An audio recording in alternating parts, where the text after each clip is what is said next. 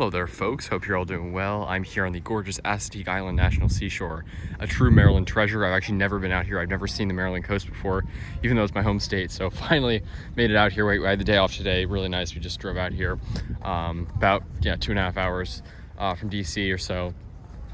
Just a gorgeous place. Highly recommend it. You can actually, the beach is right there, and you can see Ocean City. It's just down there from the beach, and the beach is amazingly gorgeous. We also hiked through a loblolly pine forest in this beautiful, like, very subtropical looking area.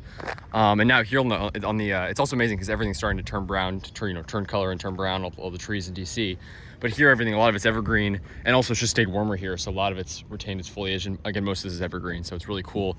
And it's almost like a pygmy forest because you have these because the ocean breeze, the salt spray and everything keeps the trees stunted and, kills any upper growth. So it creates this beautiful, like, pygmy forest. Again, very reminiscent of something like much further south. And it is actually, it's really interesting because DC is listed as like subtropical in a lot of areas, and in a lot of sources, like for example, the Köppen climate classification, which is generally, I'd say, pretty accurate, lists places like DC as subtropical. I just don't think it is. Again, it also lists like Cincinnati as subtropical, which it's not. But neither is DC, I don't think. But as you go south, you get to obviously warmer places. I'd say the subtropicals really start like southeastern Virginia. But it's interesting, an area like this, again, you don't see tons of palms planted here, but of course windmill palms do well here. Sable palmetto probably would do reasonably well as well. I mean, this is probably, by most accounts, a subtropical area, truly. Because, I mean, look at what's growing here. Loblolly pine, pretty much a subtropical species. You got lots of subtropical plants. I've seen lots of eastern prickly pear, which I'll make a video on, so stay tuned for that. But again, I mean, I'd say this is sort of maybe you could call it a transition area, but I mean, a lot of the plants here are very subtropical. Of course, it can get cold, but it doesn't get crazy cold. It's a pretty mild climate. But I just want to make a video on these horses. Also, this is just amazing. One of the coolest parts are these wild horses here. Absolutely incredible. I saw one in the marsh down there. They're so cool. And yeah, these horses are not native to North America, so they're believed to have been potentially, rumor has it, descended from an introduced population by the Spanish in the 1500s. But they're up and down the East Coast now. They're wild horses, and these are just amazing. They're actually ponies. Ponies, apparently, I did not know this, but the pony does not refer to age. Like, ponies aren't just baby horses. It actually refers to more to size. So these remain ponies, despite, no matter how old they are, they're still ponies, and they are quite small for horses, but they're very, very, that one's bigger down there. Just gorgeous horses. Just want to make a video on that, folks. Super cool, and I'll let you know if I see more, because they're everywhere here. It's one of the things that's, that's probably what's most famous for, the wild horses. Even though obviously they're not native here, they're pretty much, they've been here for centuries. So a super cool place.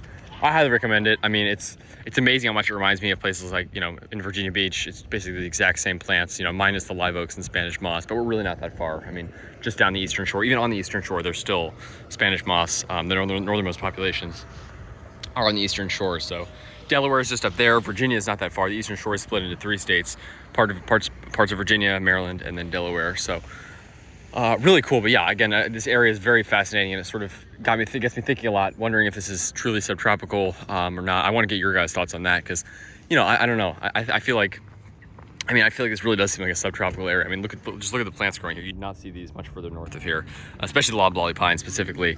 And it's really just cool, this like pygmy forest habitat here, and the beach is just absolutely gorgeous. It's almost warm enough today to go in. It's absolutely gorgeous. Starts in November. It's supposed to be nearly 80 on Monday in DC. It's always a bit cooler by the coast, but yeah, it's probably like high 60s, 70 right now. It's absolutely stunning out. The crazy thing though is the mosquitoes are, I've heard stories about the mosquitoes being awful here. Here by the, right on the ocean, the breeze probably keeps them away, but we were hiking next to the visitor center. The mosquitoes were like almost unbearable, and that's in November. The mosquitoes here in November are that bad. I guess they just haven't had any cold yet. It's probably the lowest it's gotten, probably like the high 40s. But absolutely insane. I mean, the mosquitoes are still crazy, but I haven't gotten a single one out here by the ocean, just once you go inland a little bit. And Assateague Island, it is a barrier island, which, basically barrier islands go from like basically Long Island all the way down to Mexico. I mean, all the way down Florida and then up the Gulf Coast and around. So you see them basically sporadically and along most of the Atlantic coast of the United States and the Gulf Coast as well. And yeah, Ocean City is on a barrier island. Assateague Island is a barrier island, so the Atlantic's right there. And then there's like I guess it's like an inlet. Yeah, I don't know what it's called actually, but there's a huge inlet basically that runs the whole length of the coast. Maryland coast is very short because, if you go like basically due east from DC, even though you go through Maryland, but then you reach Delaware. Delaware takes up a lot of what would be Maryland's coast, I guess. It's like a long, sort of carved out of Maryland. And then Virginia has part of the eastern shore, so Maryland's a very small coast. In fact, you can pretty much see almost all the way to Virginia and all the way to Delaware from where we are right now on the beach. But just a gorgeous place, folks. Just want to share that with you.